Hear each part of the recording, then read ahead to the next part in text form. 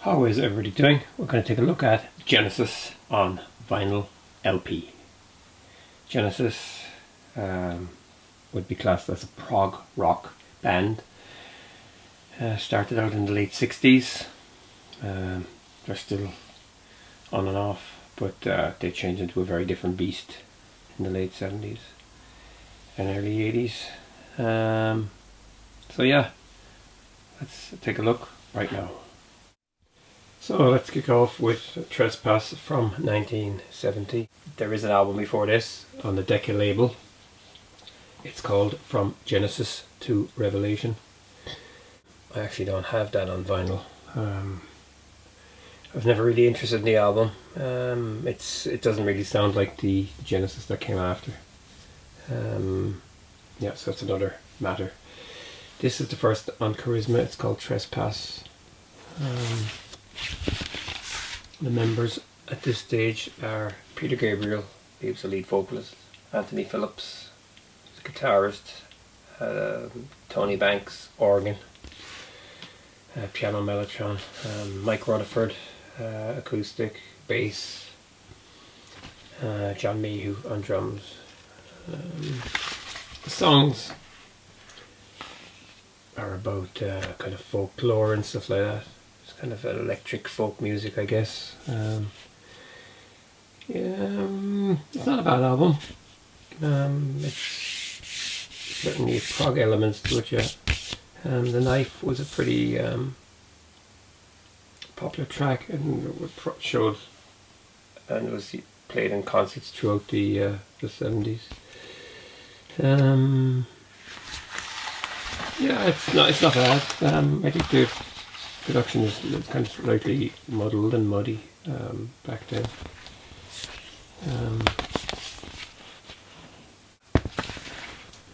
1971, we have Nursery Crime. Again, nice gatefold.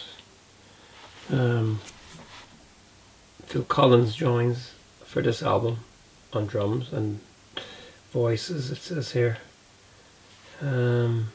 Also guitarist Steve Hackett. Again,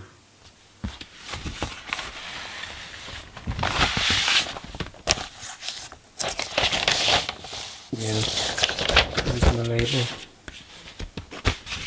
Mad Hatter.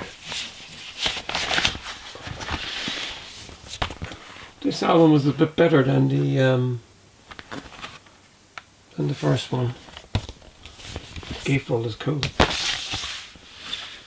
Album artwork, there was a lot of thought put into it back then. This has got the musical box on it. Fountain of Salmachus, Return of the Giant Hogweed. Yeah. Collins drumming certainly brings a bit of a spark to the production. Next, we have Foxtrot.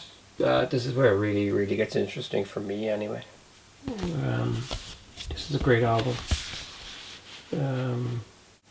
Just much better than the first two. The writing is better. The music is better. Watcher of the Skies is fantastic. Fantastic arrangement, the way it builds up. There you go, it's Charisma, 1972. That's an 80s reissue. I think 70s, 80s reissue. But Supper's Ready is on this album, and most Genesis fans will know. It picks up one side of the LP, and it's 5 or 6 different songs all molded into one, and it is one of the best things that they've ever done. Next is Genesis Live. This is just a single live LP. Peter Gabriel famously used a lot of masks and stuff like that. It's okay. think the sound isn't that great on it. Watch Your Disguises on it. Get 'Em Out by Friday.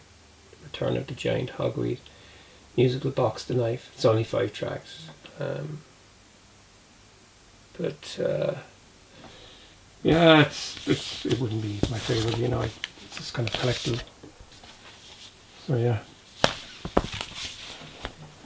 Next up is Selling England by the Pound. This is a good album. A lot of people say that this is one of the best ones they've done. I Know What I Like in Your Wardrobe. That was a single and really catchy track. Third to Fifth is brilliant. It's sort of half vocal and then there's a fantastic guitar instrumental. Yeah, Battle of Epping Forest is on this as well.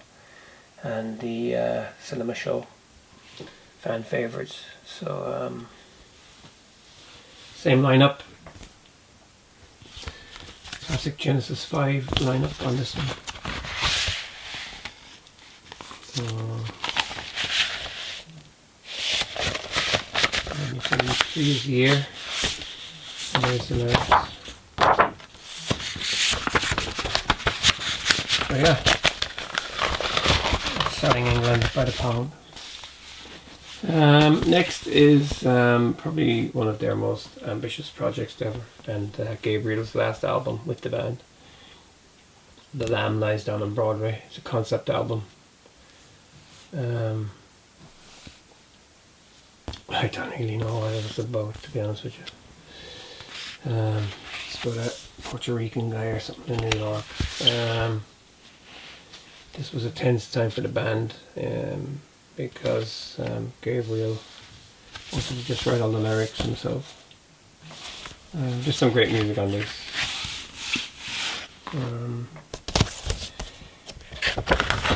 There's some great music on it, and yeah, some say there's the masterpiece. So yeah, 1974. It's the last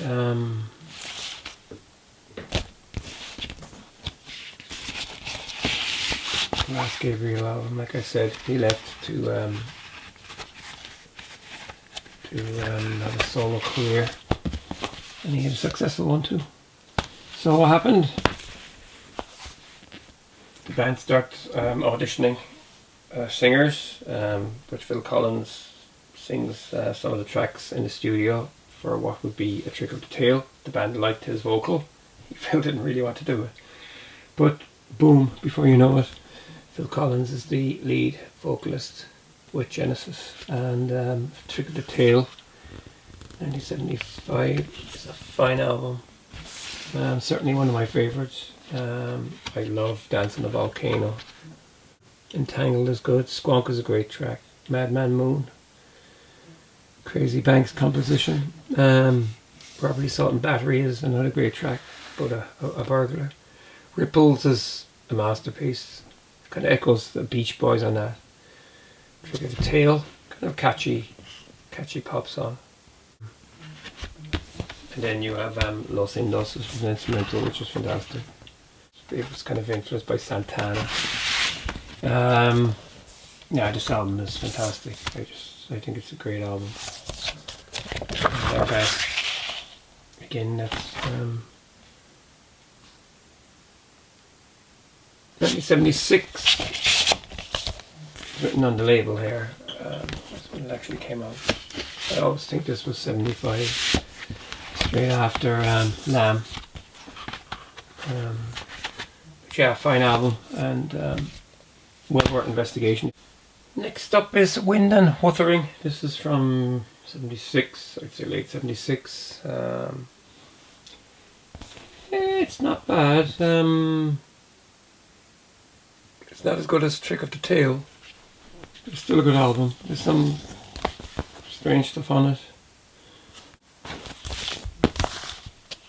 I like 11 There 11 Mar, good opener. But one of my favourite Genesis tracks is on this, and that's One for the Vine, Tony Banks composition. So it's about 10 minutes. I love the team on it. The story is fantastic. Your Own Special Way, it's not bad, but it's a little bit kind of syrupy, and it's got a kind of noodly piece in the middle. What Gorilla? It's just an instrumental. It's a bit strange. All in the Mouse's Night. Nah, that for me was always a bit kind of like too much. But in the Rooftops is a great track. Unique Slumber for the Sleepers in that. Quiet Earth. Afterglow and after that isn't a bad track. It sounds very like what Phil Collins became as a solo artist. The ballady kind of stuff. Hackett was frustrated on this one because you know, he had music to contribute, and the rest of the band, I'd say mainly Rutherford and Banks, were kind of against that. They were the chief songwriters. Phil Collins wasn't really a songwriter at this stage. He kind of contributed and arranged. He really didn't start writing solidly until around 1980 in Juke, and then obviously went on to record his solo albums after that. Yeah, it's like I said, a bit flawed in ways. There's some good material in the archives that could have been put on this, you know. I think Match of the Day, that's a bit of a joke song, but it's still better than All in the Mouse's Night. And Pigeons, yeah, you know, they were kind of, and there was another one, I can't think, it's on the Pigeons Match of the Day EP, I can't remember what it's called.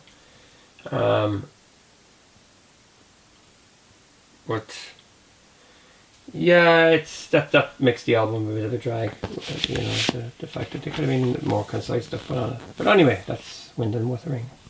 It's still not bad. Yeah, sounds okay. The sound quality, you know, I think on this one as well, it's a long album for vinyl. I've just bought the 2007 CD remix, and I've also bought Trick of the Tail, and then there were 3, because I always thought the sound quality in those albums was about 10. Next up is Seconds Out. This is a live album from 1977. Bill Bruford from Yes plays on some of the shows on this. Nice live souvenir. I like the selection of music on it. You could pick this up on vinyl, it's not too expensive. Some CD versions are cool. I wouldn't bother getting the original 80s CD because it has a box with butchered artwork. It looks terrible. I'd say if you're buying one, buy the 94 CD remaster, because it's a bit neater and it sticks to the original. I don't think they've remastered it on CD again after that, but it has come out on BBC, half remastered. Yeah, Squonk, The Carpet Crawl, Robbery, Salt and Battery, Afterglow, that's a good side. For the Fifth, I know what I like. Lamb Lies Down on Broadway, The Musical Box. It's nice, strong selection of music. Supper's Ready is just one side, and 3 is great. Cinema Show, Dance in the Volcano, Los Indos. Love those 2 tracks. Even though Dance is kind of mixed into the other one, I don't think it's the full length version. Other than that, though, it's not bad. Well worth a punt. And then there were 3. This is after Hackett left. It was recorded around 1977, 78. Some good stuff on this. Down and Out is a great opener. So Undertow is a great track as well. And the Banks stuff around this period is fantastic. You know, real cinematic quality to it. Great lyrics and great melodies. But there's a kind of an undertow of kind of sadness in his songs, especially Burning Rope. It's a bit depressing to listen to, you know, but it's a fantastic track, one of my favourites. I love it. Many to Many, Deep in the Motherlode, Scenes from Night's Dream. It's kind of a bit wishy-washy. Say It's Alright, Joe. The Lady Lies, that's another fantastic track. Really is a good one. The outro on that is fantastic. Follow You, Follow Me. That was a single. Kind of irritating, but it was a hit, and Genesis were becoming bigger. On this album as well, Mike Rutherford plays lead guitar as well as bass. He had no choice. Next up is The Mighty Juke from 1980. This was recorded in Polar Studios, Stockholm. The studio belonged to ABBA. I like Juke. Behind the Lines, Duchess, Guide Vocal. 3 of them kind of flow into each other. Brilliant opening. I know they were going to make a suite out of 5 songs and do one side, but they decided not to in the end. Man of Our Times, that's not bad either. Yeah, it's kind of jaunty. Misunderstanding is Phil Collins' track. Really good track, kind of Beach Boys melodies on it, or vocals on it. Also, it sounds very like Hold the Line by Toto. Heat Haze, not a good track. Turn It On Again, that was a hit, very good. Alone Tonight, it's not bad. Cul-de-sac, another Banks track, very good. Please Don't Ask, Phil Collins. Probably one of the demos for Face Value, an album he'd released in 1981. He was working on demos for a couple of years before he released that album. Then you got Juke's Travels, Juke's End, and that's kind of instrumental stuff with everything but the kitchen sink on it. Lots of drums. Okay, next is 1981's Abba. This is Genesis kind of reorganizing itself and kind of reinventing itself, really. Again, as a trio. Abba is a good album, very concise. There's no excess on this one, really. It's a different type of Genesis. Abba itself is a great track. No Reply at All has got horn arrangements. Could have easily fit on a Phil Collins solo album. Me and Sarah Jane. It's another kind of reggae type track, which is good. Keep It Dark. It's not bad. It's wouldn't be my favourite track on the album, but it's still okay. Dodo. It's kind of gone back to prog again. Not a terribly strong song. It's Do and then Lurker. It's kind of all in one. Who Done It? That's bizarre. It's just absolutely guy with a Cockney accent, just going around in circles with this big, massive, compressed, weird drum sound and just synthesizers that are all over the place. It's like somebody getting seasick. Man in the Corner, again, that could have fit on Phil Collins solo. You know, the writers are writing their own stuff on these albums. Like it or not, that's a good one. I like that, and I like Another Record. That's a great track. You know, mix Tony Banks' Yamaha electric piano shines on that. I have two copies of Abba. It came out in 4 different sleeves, and I have 2. There's another one with a kind of a pink here, and there's another one with a yellow here. I think it's embossed as well. This one is in excellent condition. It's brand new. And this one, it's got the photo in it, and the credits. At this stage, they recorded in Farm, it's a studio they made in Surrey, and so yeah. I think there's a picture label. This one probably has it. That's the picture label. There you go. I found this in a second hand, or in a kind of a car boot sale, and somebody put in a review of the album. Sheena Easton is on the other side. Yeah, a bit strange. Somebody's in that. Also inside here, I noticed that they wrote Genesis Our Magic GB. So there you go. That's cool. But yeah, this is mint. It looks brand new. Absolutely brand new. Yeah. So Abba is 40 years old this year, believe it or not. Next up is Three Sides Live. This is a souvenir from the 1981 tour that came after Abba Cab. Sprawling double. Turning on again, Dodo. Abba Cab, side 2, Behind the Lines, Duchess, Mia Sarah Jane, Follow You, Follow Me, Misunderstanding, In the Cage, Cinema Show, Slipperman, Afterglow, One for Divine, Fountain of Salmachus, Eat, Watcher of the Skies. Some of the tracks on this are recorded in 1980 and some are recorded in 76, so it's a bit strange. It's called Three Sides Live, but I think the US version of it has studio songs on the last side 4, so that's where the kind of name came from. I've had that on CD as well. I think Evidence of Autumn is on it. You might recall Paper Late, me and Virgil, and what's the other one? Evidence of Autumn, let's say that. Open Door. I don't know, I'm getting sidetracked and lost here.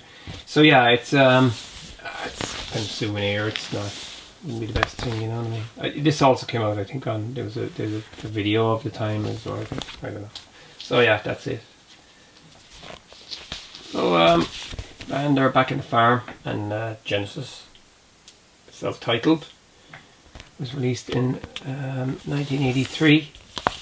There's actually a documentary on YouTube about the making of this album, and it's really, really funny. Mama is on it.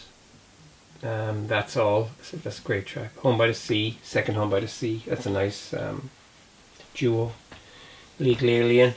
That's a bit of a funny one about Mexicans on the border, the US. Taking It All Too Hard. Again, that could be any solo Phil Collins song. Just a Job to Do. Silver Rainbow. It's going to get better. Yeah, it's like it's I like it, you know what I mean. It's entertaining.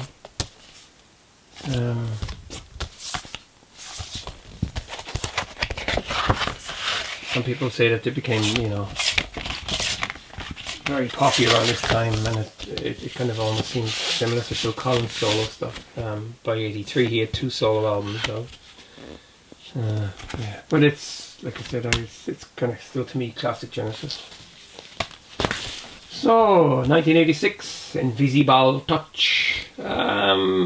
This one today seems quite dated. It was a very, very big album at its time. Invisible Touch, Tonight, Tonight, Tonight, Land of Confusion, Into Deep, all through 1986 and 87. This was on non-stop. Anything She Does, that's a terrible track. I just think it's there's another track they have on a B-side called Feeding the Fire. I just wish that was on the album instead. Anything She Does is awful. The video has Benny Hill in it and stuff like that. Domino, that's a good one. I like Domino. Throwing It All Away, kind of again, could it be Phil Collins solo stuff easily. And The Brazilian, which is a great track. Plenty electronic percussion on that one. Invisible Touch, I would say Genesis were probably the biggest band in the world at the time. Without a doubt.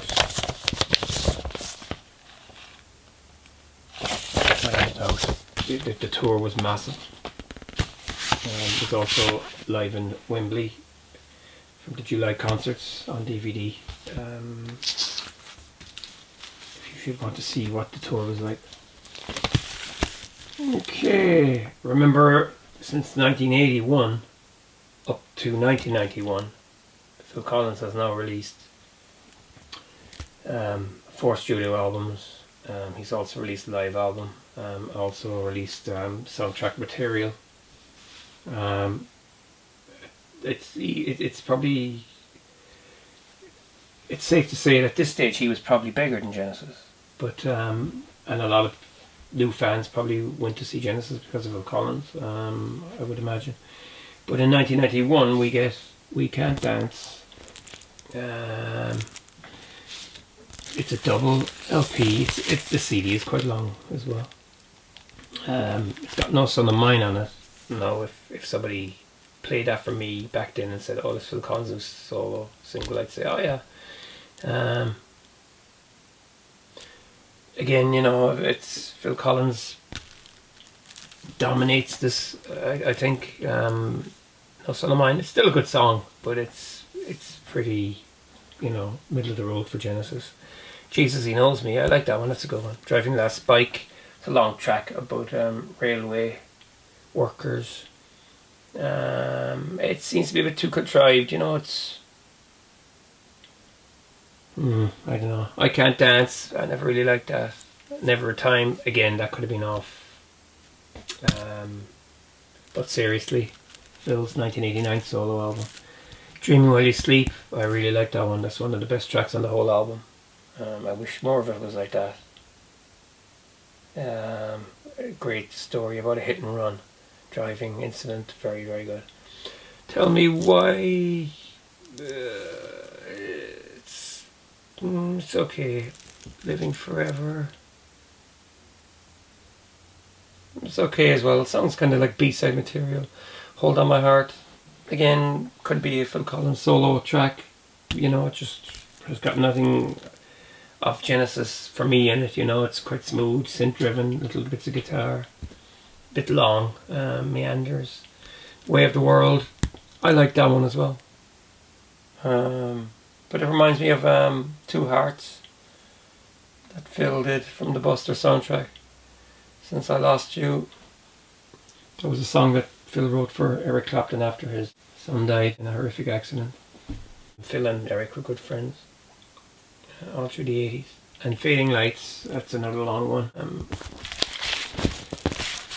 When it came out, I enjoyed it. There was a big tour at the time. They toured in '92. It was a big tour.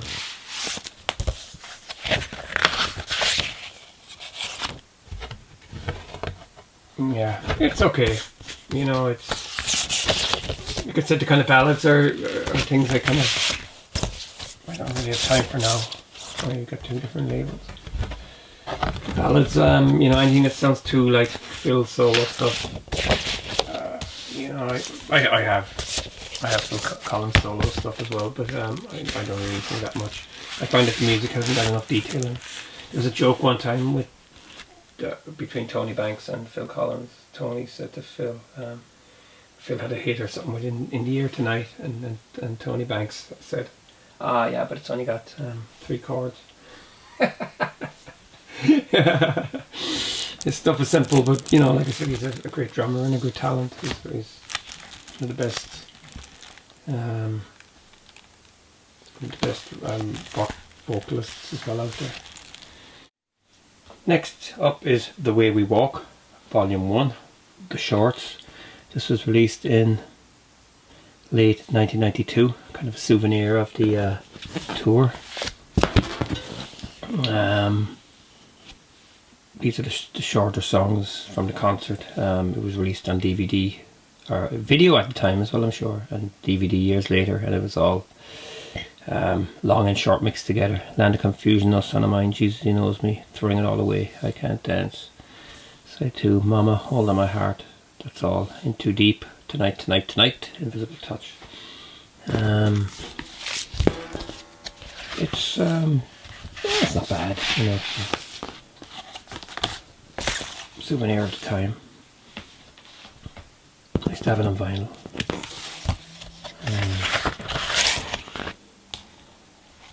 Yeah, nothing too special.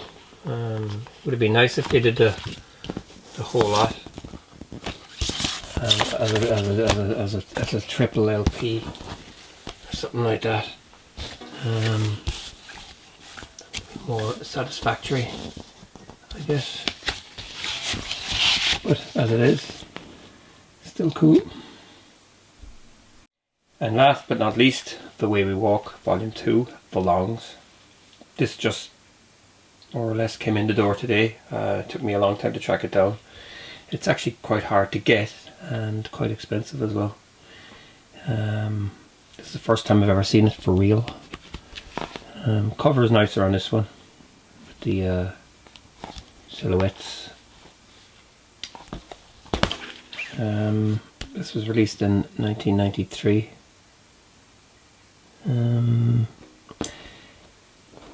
It's got the opening, Old Medley, Down to the Volcano, Lamb Lies Down on Broadway, The Musical Box, 4 to 5th, I Know What I Like, Driving Glass Spike, and then on side 2, Domino, In the Glow of the Night, Last Domino, Fading Lights, Home by the Sea, second Home by the Sea.